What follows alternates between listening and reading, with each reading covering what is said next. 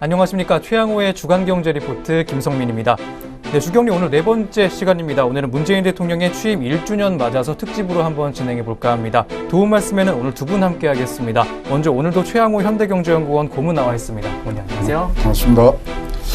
더불어 잘 사는 경제가 되었는지 문재인 정부의 취임 1주년을 맞이해서 오늘 심도 있게 한번 짚어보겠습니다. 네, 그리고 오늘 특별한 분 함께 합니다. 정문권 전 서울연구원장 함께 하겠습니다. 원장님 안녕하세요. 안녕하십니까. 지금 한국 경제는 매종류의 어려움에 봉착해 있습니다. 문재인 정부 출범 1주년을 맞이해서 그동안의 정책이 이런 어려움의 틀을 깰 수 있을지 한번 점검해 보도록 하겠습니다. 네, 문재인 정부가 출범 1년 맞았습니다. 나라다운 나라를 내걸고 출발한 문 대통령은 많은 분야에서 변화와 개혁을 시도했습니다. 일자리 정책도 있었고요. 부동산 정책도 있었습니다. 많은 곳에서 사회적으로 크고 작은 변화들이 일어났습니다. 임기 중에 아무래도 가장 눈에 띄었던 성과는 남북 정상회담의 개최였을 겁니다. 심해져만 가던 남북 간의 냉전에서 단 1년 만에 남북 정상회담까지 이끌어낸 결실만은 분명한 상황입니다. 국민들은 이에 대해서 어떻게 생각하고 있을지 1년차 지지율 한번 봐보면 잘하고 있다가 83%였고 잘 못하고 있다가 10%였습니다. 어느 정도 국민의 마음을 얻은 정권이라고 할 수 있겠습니다. 오늘 한번 문재인 대통령의 1년을 경제적인 면에 한정을 해서 세부적으로 짚어보려고 합니다. 문 대통령이 취임식에서 국민을 향해 말했던 취임선서 내용을 중심으로 한번 짚어보겠습니다. 네, 문재인 정부 출범 1년 됐습니다. 지난 1년 평가해보면 전문가들의 의견을 한번 궁금한데요. 고모님부터 우리 문재인 정부 1년 어떤 점수를 주고 싶으신가요? 야, 참 열심히 했죠. 네. 열심히 했는데 일은 열심히 했는데 일을 좀 거꾸로 한 거 아닌가 생각이 됩니다. 지금 3%대 성장을 보이고 있습니다만은 그래도 웃을 수가 없어요. 그래서 과연 뭐가 지금 잘못됐느냐 이런 부분들이 굉장히 궁금해지는데 이 거시지표라든가 경제는 지연적 요소가 있습니다. 오늘 잘해도 이게 6개월 후에 나타나기 때문에 그런 점들을 고려했을 때 점수를 준다 하면 저는 I학점이라는 거 들어보셨어요? I학점이 네. 뭐죠? 우리가 대학 가면 A, B, C, D, F가 있는데 네. 학점이 하나가 더 있습니다. I, incomplete. 지금까지 나와 있던 것들이 이제 제자리를 찾아가고 하면서 성과를 내기까지는 시간적으로 좀 부족했고 네. 또 그 성과를 내기 위한 구성 요소들이 너무나 많이 빠져 있기 때문에 네. 저는 성적을 보류하는 I를 주고 싶습니다. 그럼 우리 원장님은 어떤 점수 주고 싶으신가요? 네, 최근에 1주년을 맞이해가지고 경제 전문가라든지 또 대학 교수님들이 네. 평가를 최근에 한 걸로 알고 있습니다. 네, 많이 하셨죠. 예, 그때 보니까 평균 점수가 65점이 나왔는데요. 65점이라면 D 학점 정도 되지 않겠습니까? 학점으로 특히 경제 문제에 관련해서 저도 그 이상 주기가 좀 힘든 것 같습니다. 예. 뭐 이제 1년 차니까요. 문재인 정부는 이제 사람 중심 경제로 전환을 하면서 경제 패러다임의 변화의 기반을 닦았다고 하는데요. 이런 방향 어떻게 평가하십니까, 원장님? 지금 이제 그 사람 중심의 경제를 일자리 혁명을 통해서 이룩하겠다고 이 정부가 선언을 했습니다. 공약을 하고. 그런데 지금 지난 1년간을 따져보면 그 일자리 창출이 너무 공공 부분에 한정되어 있지 않았냐 하는 그런 이제 반성을 해볼 필요가 있다고 생각합니다. 보면 지금 지난 1년간 공공 부분에서만 실제로 금년 3월 현재 공공 부분 일자리가 109만 8천 명이었는데요. 지난 1년 전에는 그게 약 105만 정도, 104만 정도로 해서 약 5만 정도의 일자리가 창출된 걸로 나타났습니다. 그런데 반해서 민간 부분의 일자리는 오히려 보편적으로 축소됐습니다.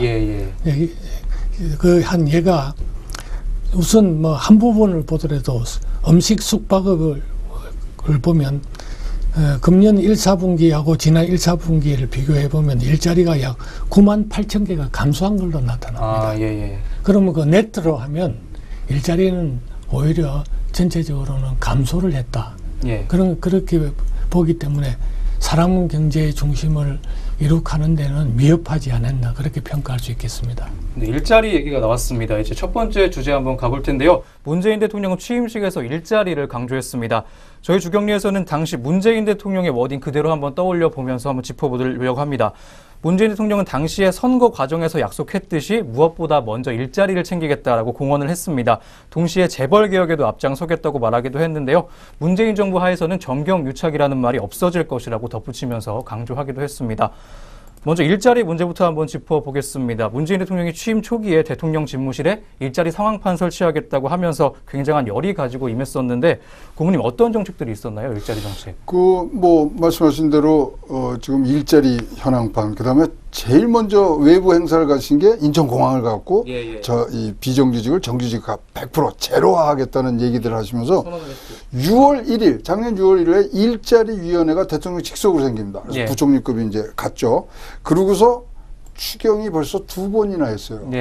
11조 올해는 또 지금 4조가 대기 있고 작년도에 이 일자리 예산이 18조고 올해가 19조, 27조, 37조가 지금 들어가고 있는 이런 예산 속에서도 아까 원장님께서 지적하신 대로 실업률은 뭐 17년 만에 최고, 그다음에 지금 계속적으로 줄어들고 있고 경제가요 3% 정도의 성장을 하면 일자리는 웬만큼 생기거든요.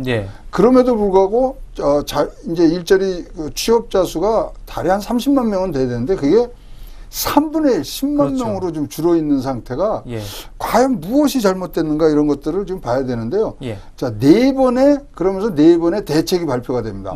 그래서 뭐 일자리 정책 5년 로드맵 2017년 10월 18일 날 나왔죠. 그 다음에 뭐 공무원 비정규직 전환 추진 방안 그리고 올해 또 초에도 청년 일자리 종합대책 이런 것들이 중요한 구직구직한 게 4차례가 나오고요. 추경이 있었고 함에도 불구하고 지금은 이 진짜 재앙 수준의 고통 수준의 이런 일자리 거시 지표들이 나오는 걸 봐서는 뭔가 잘못된 거는 잘못된 것 같아요. 그래서 오늘 그 내용들 한번 짚어보았으면 좋겠습니다. 청년 실업이나 이런 드러나는 지표들이 조금 아쉬운 상황인 것 같은데 원장님은 일자리에 대해서 어떻게 보시나요? 지금 아까 말씀드린 대로 공공 부분에 치중돼 있고 민간 부분의 고용은 오히려 감소하고 있다지 않습니까? 그럼 전체로 보면 일자리가 지금 줄어들고 파괴되고 있다는 이야기인데요. 전체적으로 보면. 그럼 이거는 저는 판단하기에는 그동안에 이 정부가 추진해온 소득주도 성장이 근본적으로 잘못되어 있기 때문에 오히려 이런 부작용이 더 강화되고 있다고 지금 판단이 됩니다. 그럼 소득주도 성장 정책의 핵심 내용이 뭐냐? 그게 최저임금의 대폭 인상, 그 다음에 비정규직의 정규직 전환, 그리고 근로시간의 단축. 이 3가지로 요약될 수 있겠는데요. 이 3가지가 다 지금 기업의 비용 부담을 가중시키고 있고 궁극적으로 경쟁력을 약화시키에 따라서 오히려 기업의 고용 창출 능력이 급전직하로 지금 낮아지고 있기 때문에 이런 현상이 나타나고 있다고 생각을 합니다. 근데 재미난 건요. 이게 이 정부가 출범할 때는요. 경제적 위기가 없는 정부로 출범한 몇 안 되는 케이스입니다.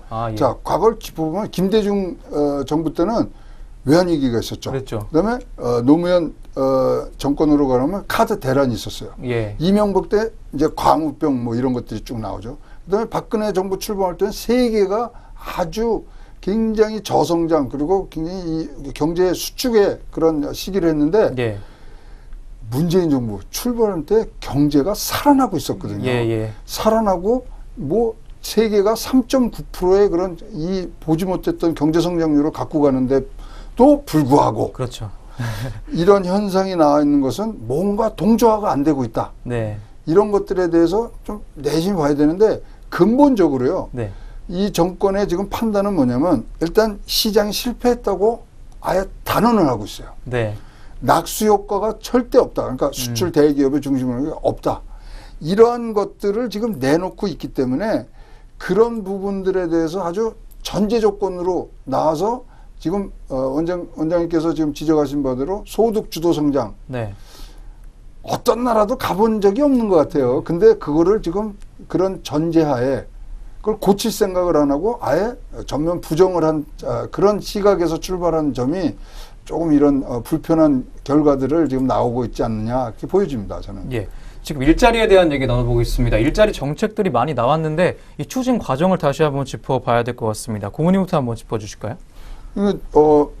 제일 먼저 비정규직 정규직화 그 부분이 이제 나오면서 바로 이제 일자리 최저임금이 이제 올라가죠. 그렇죠. 최저임금은 지금 뭐 10,000원 이것을 뭐 헌법에다 넣느니 뭐 하는 정도까지 굳은 의지를 갖고 있습니다만은 10,000원으로 들어갔을 때 인정을 하죠. 다들 사람들이 그 정도는 기본소득으로 해줘야 된다는 속도가 너무 빠른 겁니다. 속도가 너무 빠르기 때문에 이거를 진짜 기업이 감내를 할 수 있느냐. 그 다음에 엎친 데 덮쳤다는 표현들을 잘 쓰시는데 근로시간을 지금 단축해야 됩니다. 52시간으로. 그렇다면은 과연 우리가 소득 주도 성장 그 소득이 어디서 나오느냐 일자리가 있어야 되는데 이거는 나누는 그런 차원밖에 안 되기 때문에 과연 세팅이 맞느냐 너무나 편향적인 시각에서 경제 전체를 바라보지 못하고 한쪽 면만 보는 거 아니냐 등등의 의문점이 나오는데 정권 2년 차의 경제 성적은요 이 정권 총 5년의 성패를 가름합니다. 그래서 지금 어떤 특단의 조치를 취하더라도 약해진 부분들에 대해서는 조치가 있어야 된다고 생각합니다. 일자리 정책의 이제 성과에 대한 얘기들 많습니다. 아까 잠깐 짚어봤었는데 어떤 생각이신가요? 우리 원장님부터 한번 짚어주실까요? 일자리 문제에 대한 성과. 지금 일단 국민들이 체감하는 일자리 정책에 대한 평가가 최근에 나왔는데요. 보면 이제 일반적으로 일자리 사정이 그동안 지난 1년 동안 호전됐다고 생각하는 사람은 9.9%밖에 되질 않고 굉장히 나빠졌다고 체감하는 사람이 51.6%. 대다수가 지금 굉장히 나빠졌다고 체감을 하고 있습니다. 그리고 또 실적으로 보더라도 아까 말씀드린 대로 일자리 상황이 줄어들고 있기 때문에 정부 부분을 빼놓고는 전체적으로 지금 일자리 정책은 지금 실패했다고 저는 판단하고 있습니다. 이 청년 실업이나 이런 드러나는 지표들이 조금 안 좋은 상황이잖아요. 그런데 청년 실업률이 벌써 3월달 기준으로 11.2%로 지금 이제 두 자릿수로 이제 상승을 오히려 했거든요. 그래서 지금 그거는 이제 제대로 된 투자가 민간 부분에서 일어나지 않고 있기 때문에 청년 실업 문제가 해소되지 않고 있는데 체감 청년 실업률은 오히려 그보다 훨씬 더 높은 뭐 20-30%대를 지금 이루고 있기 때문에 전 세계 어느 국가에 비해서도 우리 청년 실업 문제는 굉장히 심각한 문제라고 저는 판단하고 있습니다. 이게 일자리 문제라고 통칭을 하지만 세부적으로 들어가 보면 청년 실업도 있을 테고 임금 문제도 있을 텐데 이 문제들이 앞으로 어떤 방향으로 나타나면 좋을까요? 우리 고문님 말씀해 주실까요? 지금요. 일자리 시장에 너무나 과도한 정부의 시장 개입입니다. 일자리는 기업이 만드는 거 아니겠습니까? 그거는 누구도 부정할 수 없는데 자꾸만 공공 분야에서 공무원 늘려서 마중물을 한다는데 그거는 우리가 공공 분야의 일자리 늘는 것은 공공기관의 행정 서비스의 질을 높이는 목표로 그것이 돼야지 일자리 마중물 일자리는 기업에서 하는 거니까요. 그렇죠. 기업을 더 활성화시키고 기업에 대해서 더 많은 그런 이 동기부여를 해줘야 됩니다. 자, 하나 예를 들자면요. 트럼프가 법인세를 인하를 했어요. 그랬더니 미국에 있는 워마트에서는 어떤 일이 나냐면요. 법인세 안 내는 만큼 종업원들한테 임금을 인상을 해줬어요. 그러니까 그 사람들은 더 쓸 수 있는 가처분 소득이 늘어난 거죠. 즉 지금 소득 주도 성장에 소위 말하는 이 패러다임을 다른 방법으로도 나타날 수 있거든요. 트럼프 문재인 대통령 거의 1년 비슷한 시기에 대통령이 됐지 않습니까? 정반대로 가지만 미국은 트럼프 1년 차에 보고된 숫자로 보면 일자리 수는 240만 개가 되거든요. 3.9% 거의 완전한 이 실업률 제로에 가까운 그런 지금 실업률을 갖고 오고 있고요. 3%대에 다가는 그런 경제 성장률을 갖고 가고요. 2% 미만의 물가 유지를 하고 있고. 다른 방법인데 거기는 굉장히 경제 성적이 좋아요. B 플러스예요. 그런 걸로 봤을 때는 지금은 조금 다시 한번 다른 관점에서 볼 시기는 됐다고 봅니다. 예, 원장님도 한 말씀 해주시죠. 예. 지금 일자리를 근본적으로 개선하려고 하면 예. 우리나라 경제 성장률을 적어도 5% 정도까지는 올려야지 실질적으로 좋은 일자리가 창출될 여력이 생기는 겁니다. 예. 지금 보시면 지난 10년 동안 아까 말씀드린 대로 우리나라는 저성장의 트랩에 갇혀 있습니다. 예. 2 내지 3% 경제 성장률을 유지해가지고는 좋은 일자리가 더 날 수 없다. 그렇다면 예. 지금 이 정부가 추진하고 있는 소득주도 성장으로서 예. 우리가 저성장의 트랩을 깰 수가 있느냐 반문해 보면 예. 우리가 그 답이 나온다고 생각을 합니다. 예. 그 이제 다음 주제인데요. 문재인 대통령이 취임사에서 또 언급했던 말이 정경유착이라는 말 자체를 없애겠다 이렇게 말하면서 재벌 개혁도 언급을 했습니다. 여기에 대해서도 한번 짚어주시죠. 이번에 원장님부터 한번 짚어주실까요? 네, 지금 그동안 이 정부가 들어와 가지고 공약으로 내건 상황이 소위 말하는 이제 경제 민주화입니다. 예. 그 경제 민주화의 그 주된 내용에 보면 이제 소위 중소기업과 대기업의 상생 경제를 그렇죠. 갖다 복원시키겠다. 예. 공정거래 질서를 확립하겠다는 거 아니겠습니까? 예. 그런데 지난 1년 동안 추진해온 정부의 대기업 정책을 보면 예. 물론 공정경제 질서를 확립하기 위해서 노력하는 부분도 있습니다만은 주로 지금 시장에서 느끼기에는 너무 기업 범죄를 단죄하는 데 치중되어 있지 않느냐. 예. 방향이. 예. 예. 그러니까 지금 뭐 여러 가지 지금 대기업 총수들이 지금 다 지금 그렇죠. 지금 법정에 설 그런 위기에 예. 지금 법정에 서 있거나 설 위험에 지금 닥쳐 예. 있지 않습니까? 이제 그러다 보니까 또 이제 일감 몰아주기에 너무 또 압박을 하다 보니까 예. 오히려 기업이 지금 굉장히 위축되고 있는 상황이 아니냐. 예. 오히려 그런 면에서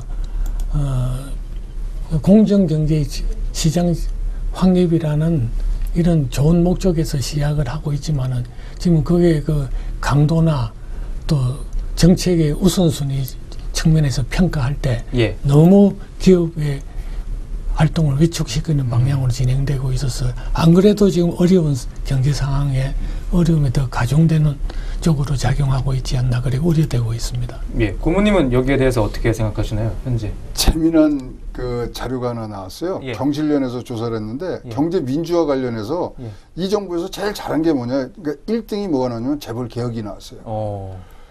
이 정부에서 가장 잘못하고 있는 이 정책이 뭐냐? 일본이 뭐가 나온 것 같아요? 뭐가 나왔을까요? 재벌 개혁이에요.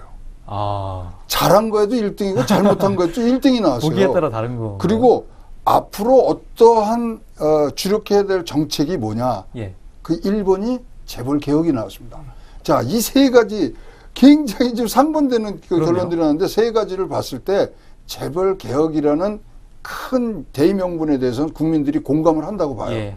그러나 지금 원장님께서 말씀하신 대로 방법이 잘못된 거죠.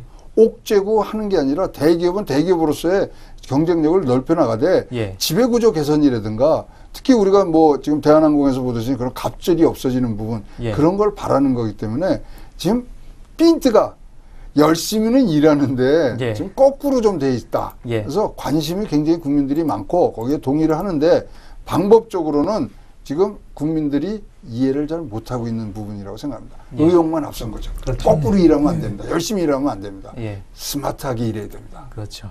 그 고모님 자료 보면 그거 관심도가 제일 높다고 볼 수 있을 것 같아요. 국민들의 이 재벌 개혁에 대한 그렇죠. 관심도가 굉장히 높다고 볼 수 있겠는데 여기서 삼성 얘기를 또 안 할 수가 없겠습니다. 이재용 부회장이 최고 권력자에게 뇌물을 준 이 혐의에 대해서 정경유착이 아니다라고 재판부가 판단을 했는데 이런 쪽에서 현재 모습 짚어보면 어떨까요, 고모님? 그러니까 이 뭐 지금 그 재판이 이제 2심까지 가서 대법원에 가서 결론이 나고 그렇죠. 이거는 또 굉장히 큰 이 단초를 제공하는 부분이 있지 않습니까? 예. 엘리엇이 지금 ISDS를 그렇죠. 지금 했기 때문에 이 결론에 따라서 바뀌는데 자 정경유착 저는 필요하다고 생각하는 사람이거든요. 예. 한 방향으로 그 대신 투명하고 공정하게 나가야 되고요. 아니 외국에 있는 국회의원이나 장관들 오면요 자기네 나라 이 회사들 세일즈 하는데 굉장히 열심히 해요. 네. 그게 국익이거든요. 그런 부분에 그 정착을 시켜야 된다고 생각을 하고요. 예. 지금 이제 공정거래위원회에서는 지금 굉장히 자기네들을 잘했다고 하는 게 하나 있어요. 280개 넘는 순환고리 출자를 한 40개로 줄였다고 그러는데 예. 순환 출자고리 이거 아무리 끊어봐야 재벌의 지배 구조에 대해서는 하나도 바뀐 게 없어요. 예. 아니 한진도 대한항공도 그잖아요. 한진카라고 뭐 대한항공이 지주사 역할을 하면서 되는 거 아닙니까? 예. 그런 부분. 그래서 야, 이 부분에 대해서는 지금 국민적인 관심도가 굉장히 높고 하기 때문에 지금 이재용 회장을 지금 굉장히 지금 초점을 해서 삼성에 이 옥죄기를 하는데 예. 경쟁력은 경쟁력이고 지배구조는 지배구조 따로 할 수 있는 방법이 너무나 많거든요. 예. 그래서 이런 부분 좀 아쉽습니다. 예. 원장님은 저 삼성경쟁부서도 예. 계셨었잖아요. 그렇네요. 근데 지배구조 문제에 대해서는 예. 지금 이견이 상당히 많다고 생각합니다. 예. 소위 말하는 영미식 지배구조가 거기 정답이냐. 예. 그동안 한국 경제를 이끌어온 게 또 빠른 의사결정을 할 수 있는 그 지배구조, 우리나라의 그 재벌의 지배구조가 우리나라의 압축 경제 성장을 하는데 크게 기여한 건 또 사실이지 않습니까? 예, 그렇죠. 그렇기 때문에 우리의 그 체격에 맞는 그런 지배구조 정책을 다시 한번 생각해봐야 될 시점이 아닌가 그렇게 생각이 듭니다. 네, 이렇게 먼저 일자리 문제와 정경유착 재벌개혁에 대한 내용 짚어봤습니다. 먼저 이 일자리 문제 잡기가 참 어렵습니다. 임기 2년 차에는 좀 더 일자리 정책이 자리를 잡고 좋은 방향으로의 개선이 이뤄졌으면 좋겠습니다. 또한 정경유착 문제는 최근에 LG가 오너일가의 탈세 정황으로 수사받고 있죠. 또 어떤 모습으로 흘러갈지 문재인 정권의 2년 차도 한번 주목해보겠습니다. 이제 두 번째 주제입니다. 문재인 대통령이 취임식에서 지역과 계층 그리고 세대 간의 갈등 해소하고 비정규직 문제도 해결의 길을 모색하겠다고 했습니다. 또한 차별 없는 세상이라고 이 내용을 부연하기도 했죠. 여기에 대한 내용 한번 짚어보겠습니다.